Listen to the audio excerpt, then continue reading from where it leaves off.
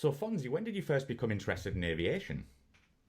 Well, I think as long as I remember, I always wanted to fly. When I was a kid, I was a big fan of Peter Pan because it was a hero who could fly. So I wanted to be like him. And at some point, I realized it was not really possible to fly alone like this. So I switched to aviation, and I was also very interested about the technique part.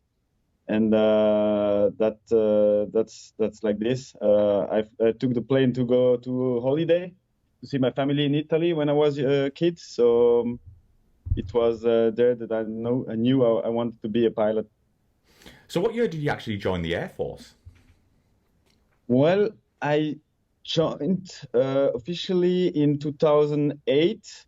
Well, in Switzerland, it's a bit different than in other countries because we have the militia system. So every citizen, every male citizen is supposed to go to the military for 4 months and then 3 weeks every year. So I had to do first that, so the normal army, let's call this like this, and this was in 2007. And after that, I could do the last selection to become pilot in the Swiss Air Force. And I started in 2008 with the pilot school.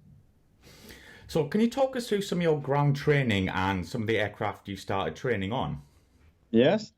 Well, ground training, if you begin well with the normal military, so it's kind of you learn how to use a gun, a weapon, and just the basic stuff.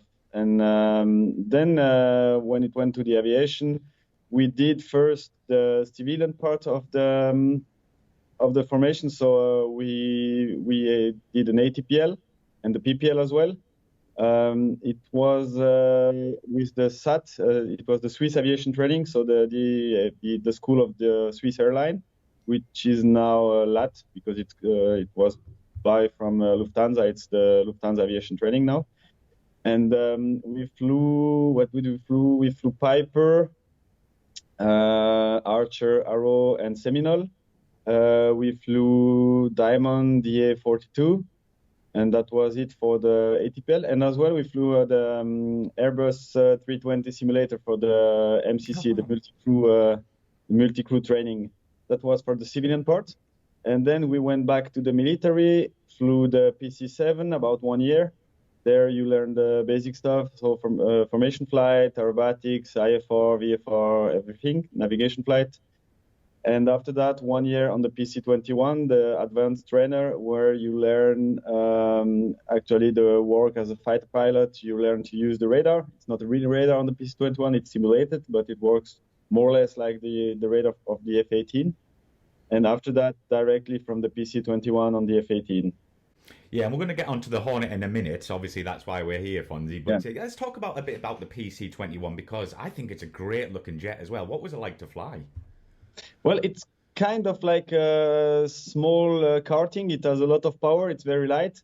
It reacts very quickly when you fly it.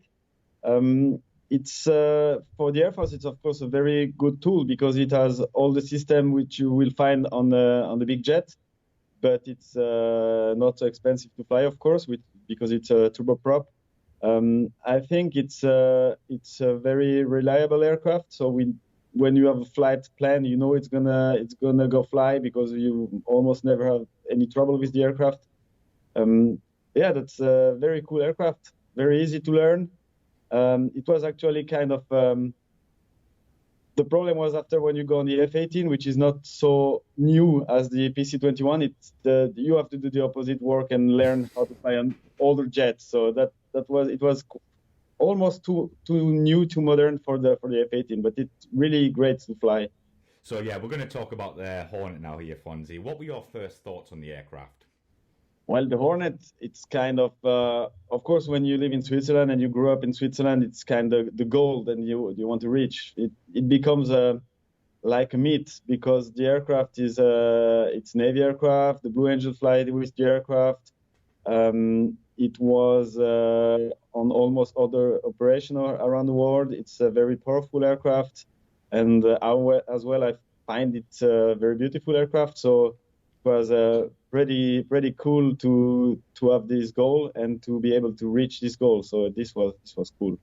Absolutely. And then when you come on the aircraft, it's like every time you go on a new aircraft, you think it's going to be awesome and so, but at the end, when you start flying the aircraft, you're so focused on what you are doing that you have not really time to enjoy the moment. Let's say you realize after the flight that it was cool, it was a great aircraft, it's awesome, it has power, it has everything you need.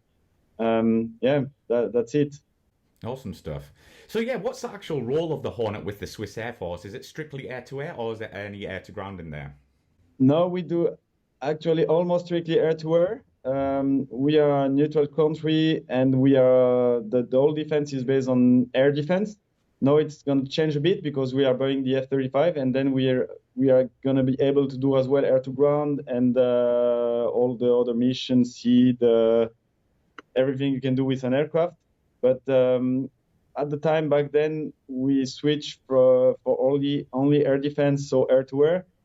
We had the Hunter before, who did bombing as well, and so, but we lost the capability when we retired the Hunter.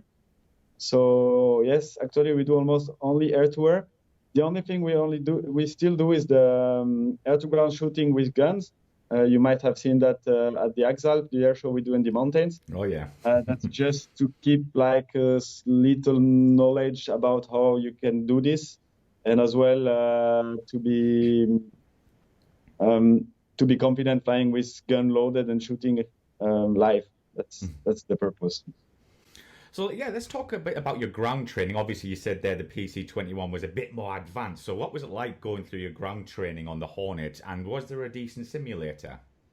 We have, well, of course, you do a lot of computer-based training. CBT, it was the basic. I don't remember how many hours, but like hundreds of hours you have to spend on the computer learning all the system, because it's, of course, the system are more complex than the PC-21. You have two engines. You have more redundancy, hydraulic system. Every system that a big aircraft has. And then we have, of course, as well a simulator.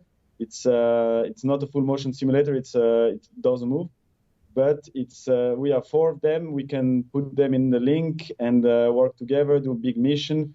The aircraft, it's actually a Hornet cockpit, and you have all the systems simulated. You can simulate all the failures.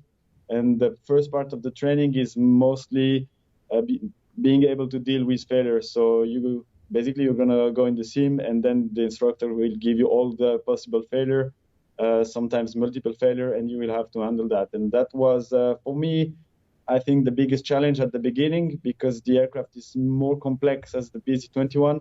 And it's a bit older. For example, with the PC-21, you can open, I would say the hydraulic page or the fuel page, and then you will have all the system depicted with colors. So green, everything fine. Orange, it's going to be something is going to get wrong, but it's still fine to fly. And red, it's not good.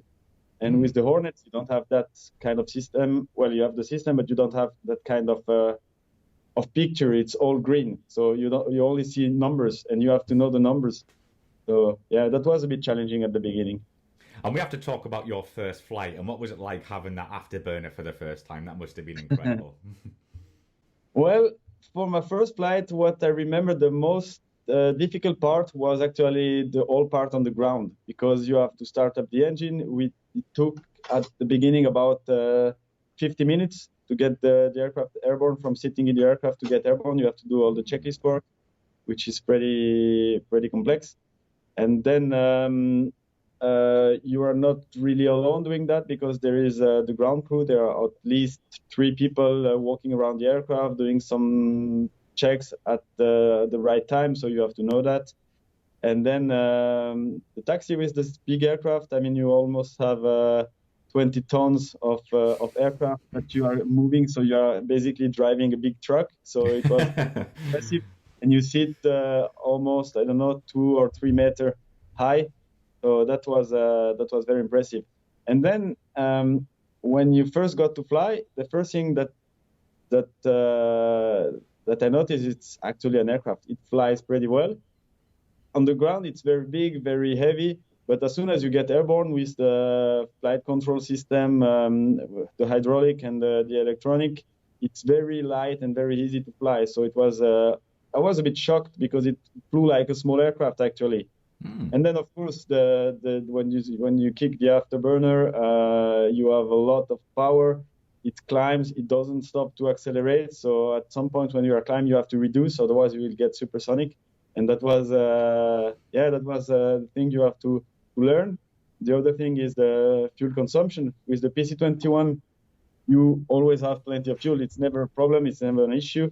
And now with the Hornet, if you hit the afterburner after the 10 minutes afterburner, you don't have any fuel remaining. So you really have to see how you're flying to get the mission down and to have enough fuel to stay airborne for the time you need. So how long did it take you to be combat ready as it was, and what was your first squadron or the squadron you're based with at the moment? I'm in the Squadron 17. I've been doing my whole career in this squadron. In Switzerland, actually, you normally don't switch squadron. So you start your career and you will stay in this squadron for the whole career. Yeah, combat ready. You need about 6 months to be to have the conversion of the aircraft, the technical conversion, and that goes from just learning to fly VFR, IFR. Formation flight and up to 1v1 air policing and 1v1 BFM, so maneuvering flight. And after that, the rest of the year, so the last 6 months, well, of course, you have some holiday in between, but the last 6 months is going to be tactical training. So it's going from a 2v2 maneuvering flight up to 4VX, so 4V8 or something like that, all air-to-air, of course. And at the end, you are going to be combat ready. And of course, you have the night flying in the syllabus. That might be quite scary, night flying. Yeah, at the beginning, it's a bit scary. So can you talk us through some of the strengths and weaknesses of the Hornet? Well, for me, the biggest strength, I think the maneuverability of the aircraft. What I see now on air show and as well when I'm flying with other aircraft for combat missions, I think it's one of the aircraft with the best maneuverability. So you can actually point the nose anywhere you want. So we don't have any angle of attack limit. So you can really stop the aircraft in the air. You can do some kind of spins and things like that other jets are not used to see. So usually when you fly against another aircraft like a Typhoon or Rafale or a Mirage 2000 or something like that, the first time you do some kind of maneuver, they are pretty lost and they don't really know how they can react. That's a really cool thing that the aircraft can do. Then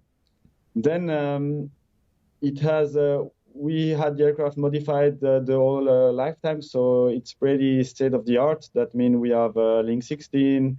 We have new radio, we have new screens, we have everything you need to have a good essay. That's for the strength of the aircraft. For the weakness, of course, the aircraft is getting a bit older, so the radar is not as good as the new aircraft. That's kind of getting a bit of a problem if you fly against an aircraft with a very good missile like a Meteor or something like that, and a good radar, then you don't have such a good a chance to get them.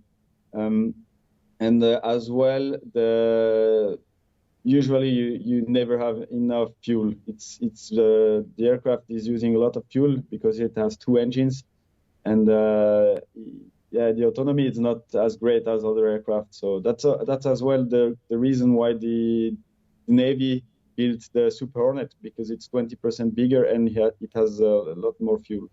So when Switzerland got the Hornet, was it basically a bog standard Hornet from the US, or did you request, like modifications for your Air Force? No, I don't think we have a lot of modification. We have one big modification that's on the structure of the aircraft, because as we are doing only air to air, and the sector where we are training, they are pretty close to the airfield. So we usually get airborne, and after 5 minutes, we are already fighting and pulling a lot of G's. So we had on the structure, we have some parts with Titan reinforced, to have the aircraft last longer. That's the biggest difference. Otherwise, we have more or less the same version that the USA has.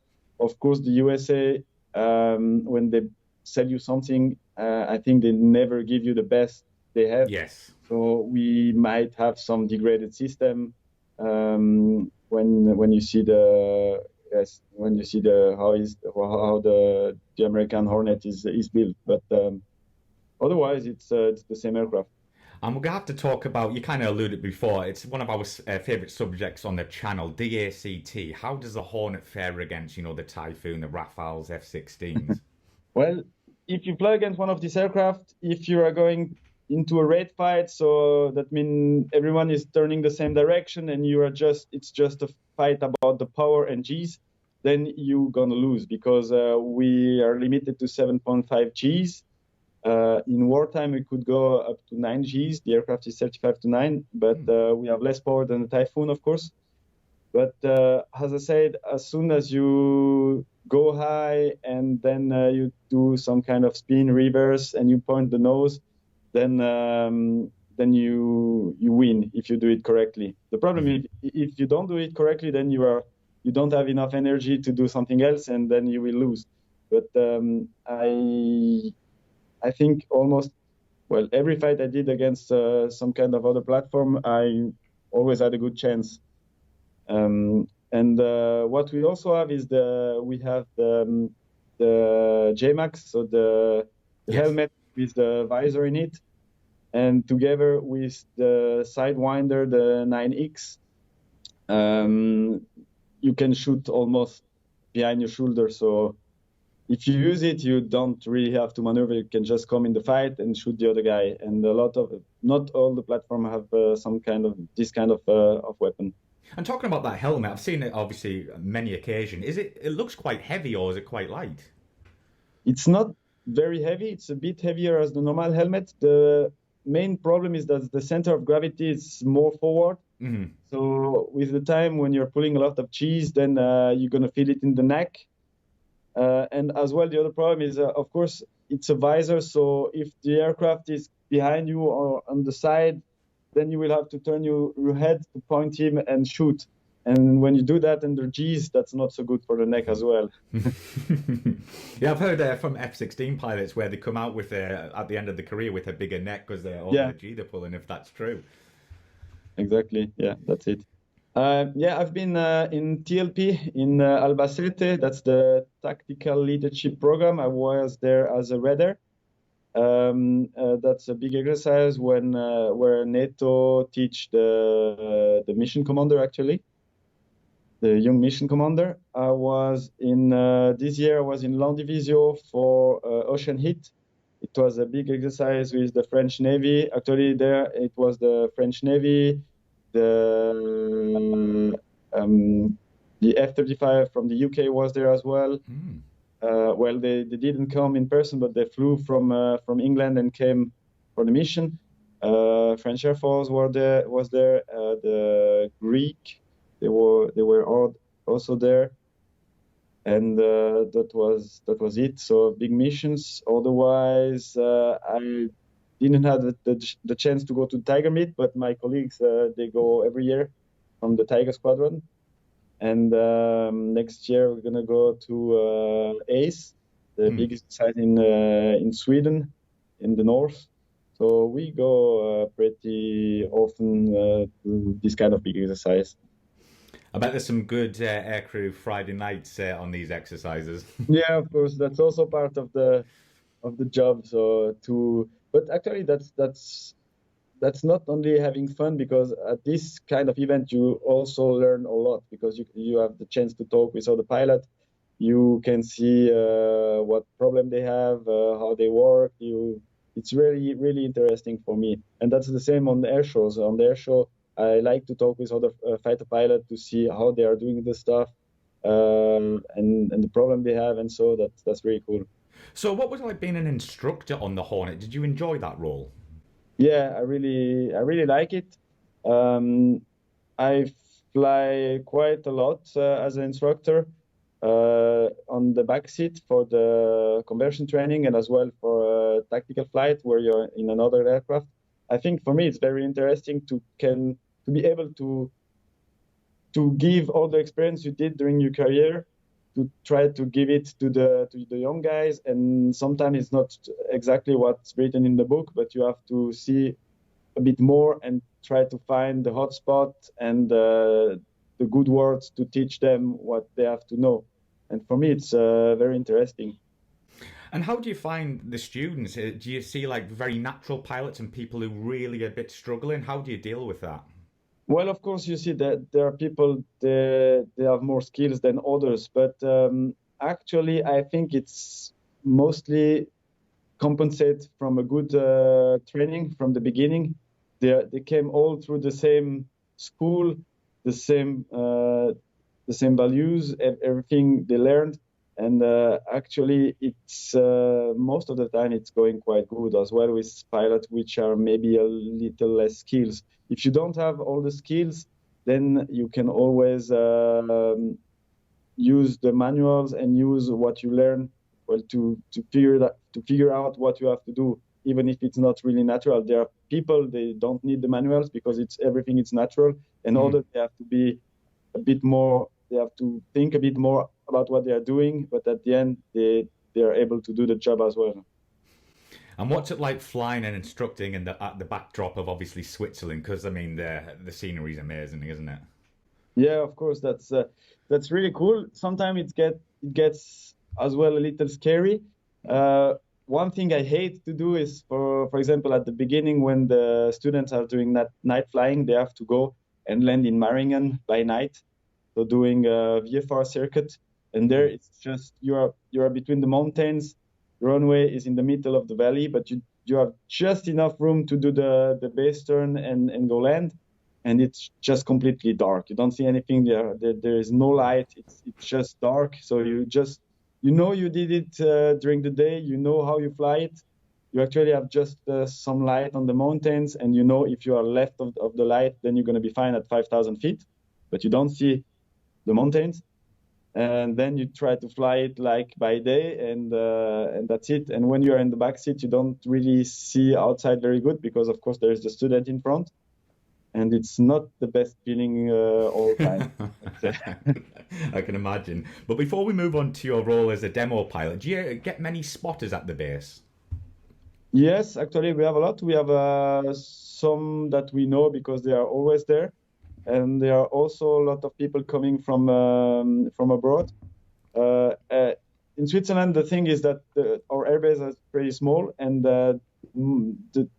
most of the time you just have the runway and then some fences around the runway, but it's not a really big airbase where you can get in. So the spotters, they are able to come pretty close to an aircraft. I mean, the road here is about, 50 meters from the runway. So when we're taxiing, taking off, and so you see they are just on the side. So I think it's a good spot for spotters here.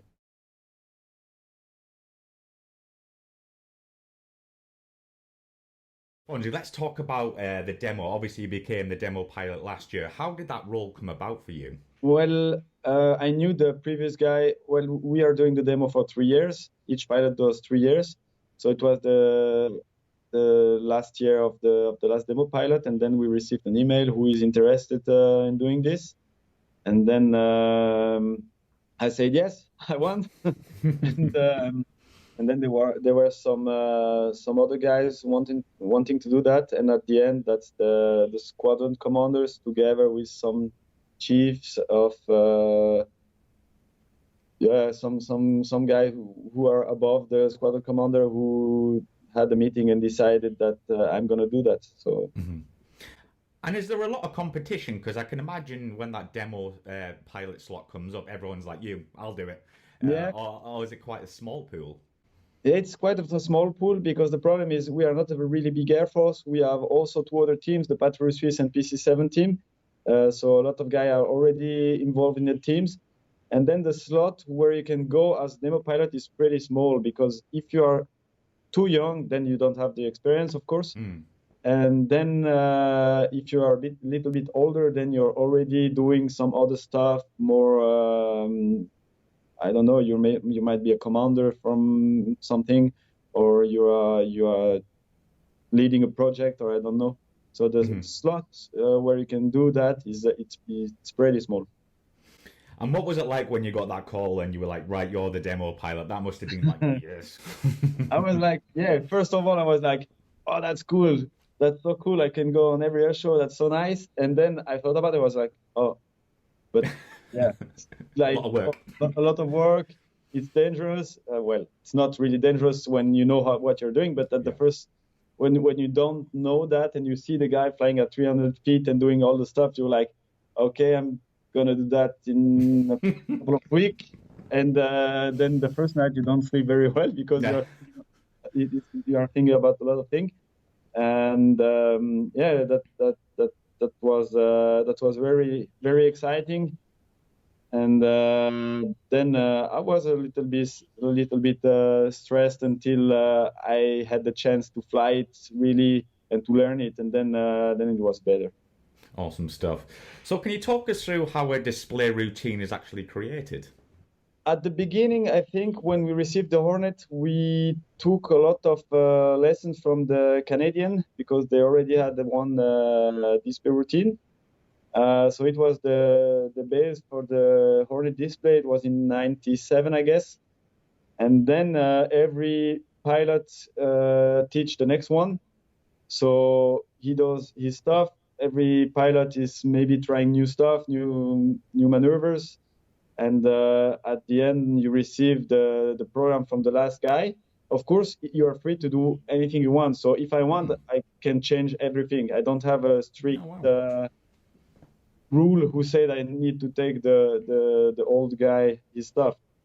But of course, when you come to the display, you have not really an idea about what you have to do. You first have to learn the job. So for me, the first season, I took exactly the same as the last guy. And then for the second season, I did some small changes. But now we have the Hornet for more than 20 years, so it's getting hard to find really new stuff. So you cannot really invent new maneuvers. Of course, I look what the Finnish guys are doing, Canadian and so, and I try to find something.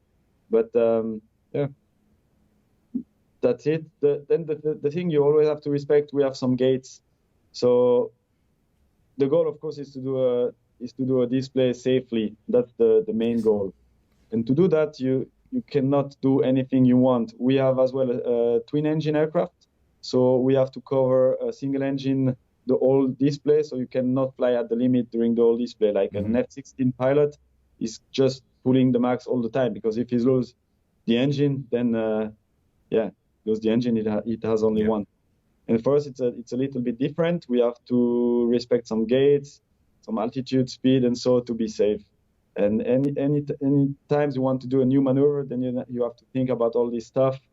And last year I tried, I wanted to try a new maneuver. I first tried in high altitude, but then I wasn't enough confident to take it in the routine and to do it during air show at low altitude. You need to think about if the maneuver is 99% safe and you do 100 display, then you're going to die once. Exactly, yeah. So can we talk a bit about the workup? Do you start at 1,000 feet, then 500 feet? How does that work? Well, at the beginning, you go in the training sector at 10,000 feet. That's the performance of the aircraft is not the same as a low altitude, but it's a good thing to see how you have to fly the maneuver. It's the first time you see that. You go, I think, 2 or 3 times, maybe 4 times the first season, just to see the routine, how it works, and so. Then when it's good, you're going to go down at 1,500 feet. And then 500 feet. Well, actually, until 1,500 feet, you still have the instructor in the back seat. Oh, okay. Right. Then when he says, okay, now it's good, you're fine to go low, you go at 500 feet, and he's not coming with you anymore. Scary moment, I'm sure. Yeah. And then actually 500 feet, the demo is designed to be at 500 feet.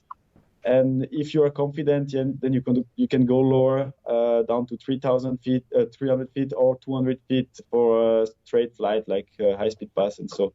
And but you could stop every maneuver at 500 feet, and actually that's what you're doing. You're stopping the maneuver at 500 feet, and the last 200 feet you're just gonna let the aircraft go slowly down to catch the right altitude.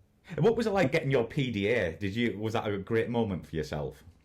Yeah, it was at the end of the 2 weeks training course. We only have 2 weeks training in Switzerland. That's pretty short training, yeah.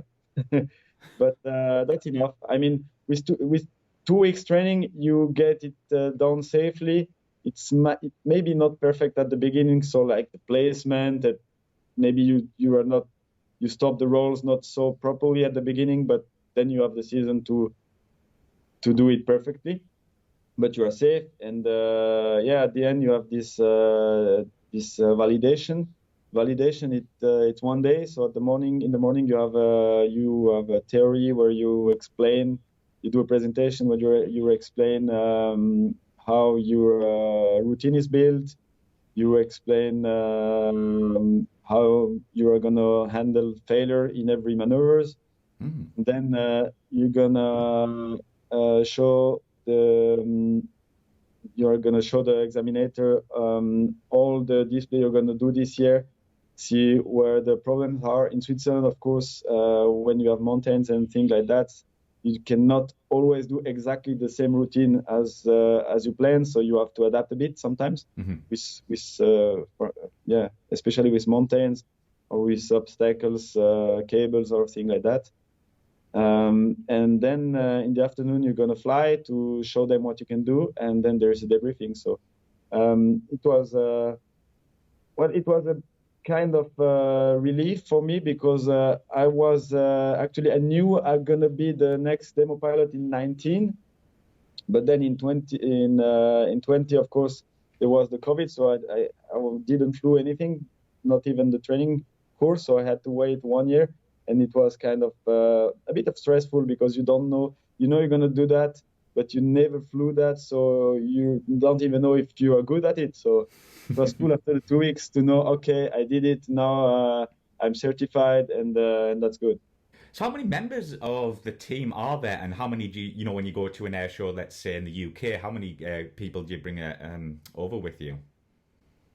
Well, how I said, we are a small air force, so the team, it's actually only me. Oh, I'm the only one in team.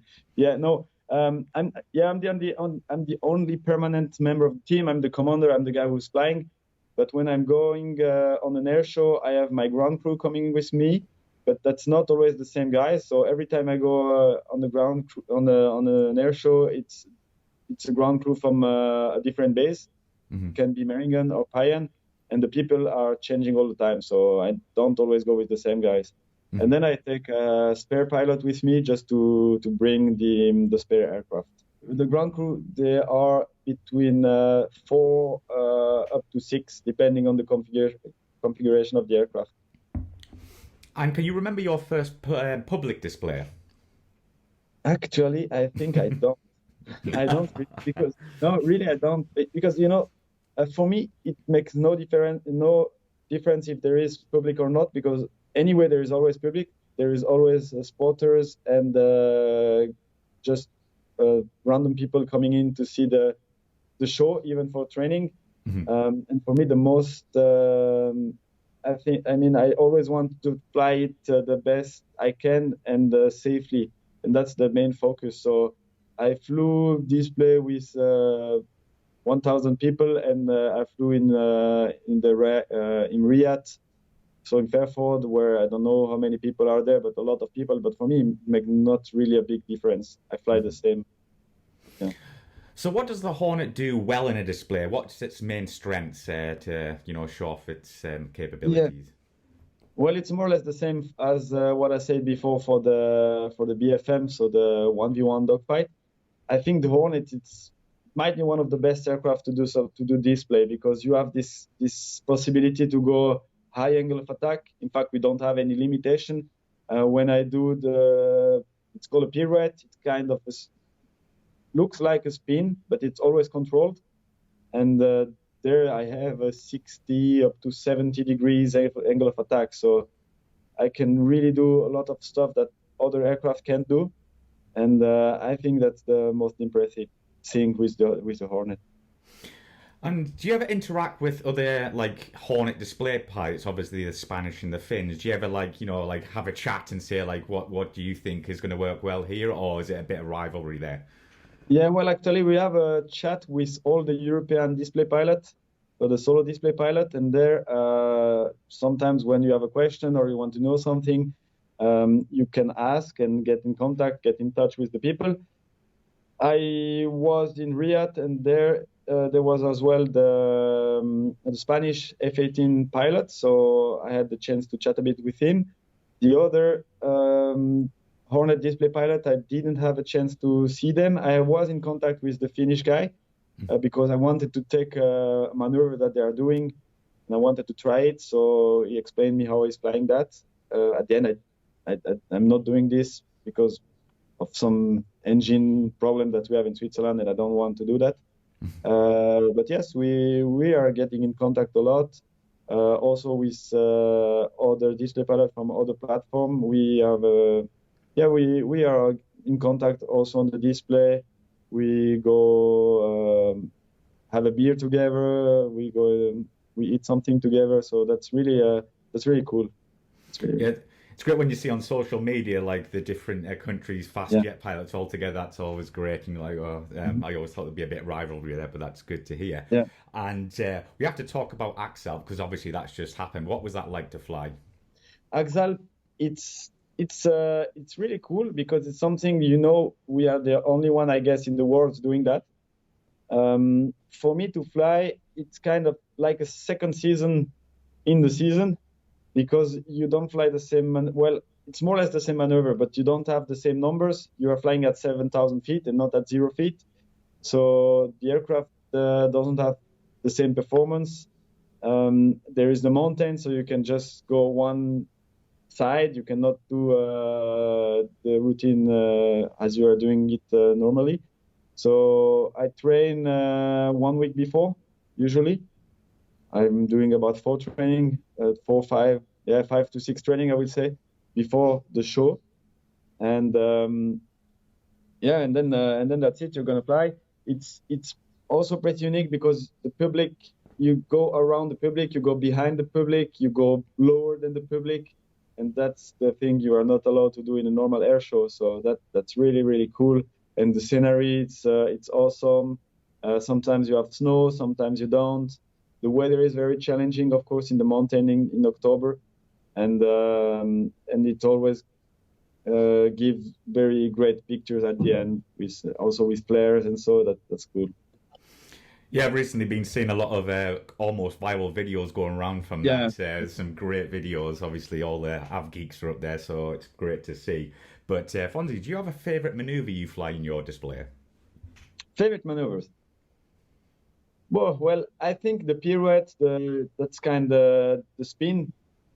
I think it's my favorite maneuver. Maybe, yeah, we are the only one doing that. I mean, well, the only one, the Hornet driver, of course, but there are no other aircraft who can do that in the west part of the world. I mean, actually now the F-22 can do that as well. Mm-hmm. And maybe the Russian fighter with thrust vector, they might be able to do some kind of thing. But otherwise, if you think about Typhoon, F-16, Gripen, Rafale, no aircraft can do that. So that's really awesome to show. And it's also pretty unique. You are with 20 tons aircraft and you're just stopping in the air and falling down, but you always have the control on the aircraft. It's built so well. Aerodynamically and with the flight control, it's awesome. Fönsi, do you have a highlight so far from your time flying the Hornet on the display circuit?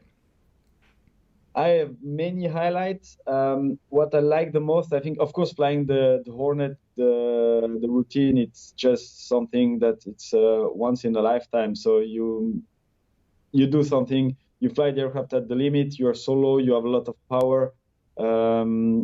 You feel the speed, you feel the G's, you feel everything. That's awesome. But what I like the most, I think it's getting in contact with a lot of people from other countries, and so other pilots, just also random people talking with these people. That's so cool when you get to learn a small child who tell you he wants to do the same like you, and then you try to give him some advice to do that. I really like it.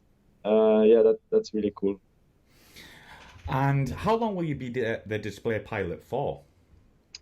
Well, this was my second season, and I'm doing next year as well as a pilot. And then I will be, so in 23, it's gonna be my last season as pilot, and in 24 I'm gonna be the coach for the next one.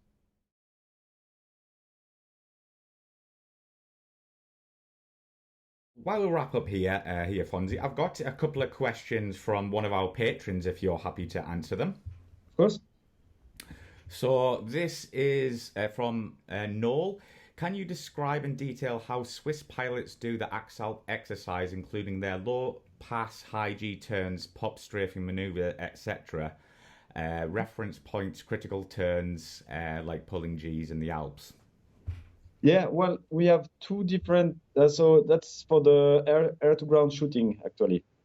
So we have different possibility to shoot in this Alps. So we have different targets.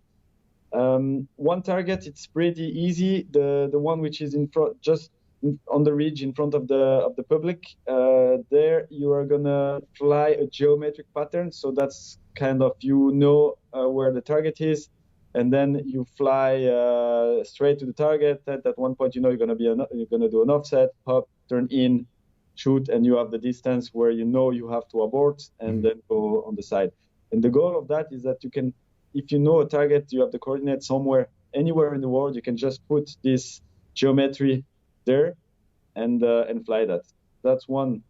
And then there is another. It's kind of a parkour with different targets, and there you're gonna fly geographically. So you're gonna fly the parkour and hit the targets at different points of the parkour. And this one is more looking outside and know where you're flying. And of course, the end phase where you're gonna shoot, it's always the same. You have a shooting distance that you want to respect, which is depicted in the HUD, and your abort distance, and that's the point you're gonna do the safe escape maneuver.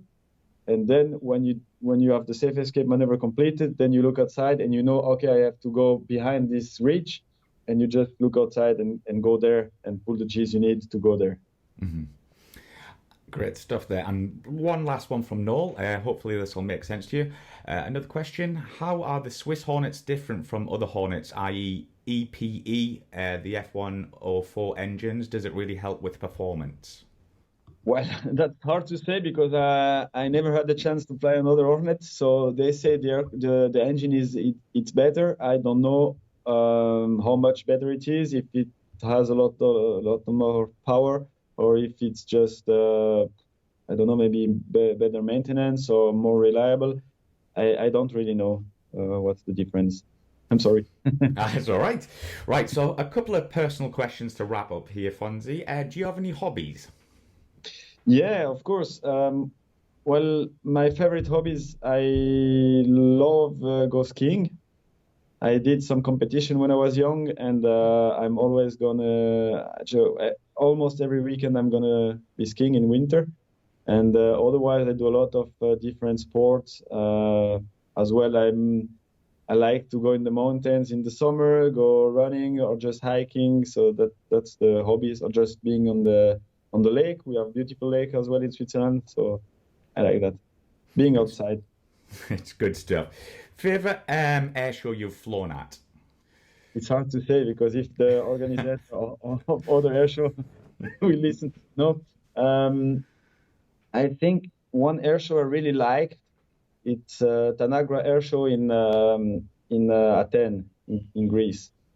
Oh. I don't know why. I was twice there, once as a spare pilot and once to fly. And I think it's at the end of the season. The weather is still good. It's as well near to the beach, so that's not negligible. And the people are very kind, very flexible. Yeah, it was cool. It's not too big, not too small. You get to know a lot of people. It was really a great air show for me. Brilliant stuff. This could be an easy one or a difficult one. Favorite aircraft you have flown? The Hornet, of course. Sometimes I get surprised, and they'll pick something really small, like like a propeller plane. I'm like, what? So that's a good answer. One you would like to fly, either past or present? Past or present? There are so many aircraft I would like to fly. I don't know. Maybe I'm not. I like also old-timer, but I'm not really the old-timer guy, so I never flew in an old-timer or something like that. I have some colleagues who are doing that, but like the F-14, I think it's kind of it's legendary because as well because of Top Gun. So that's one of the aircraft I would like to fly, and in the future, I don't know, maybe an F-22 must be awesome with the thrust vector. Then you have one more dimension to fly. Yeah, absolutely.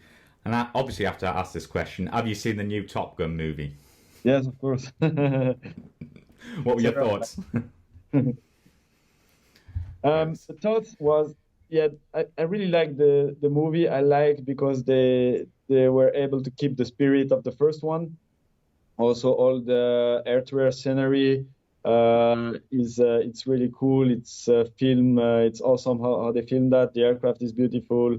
So for me, it was I saw it, I think 3 or 4 times already. So I like it.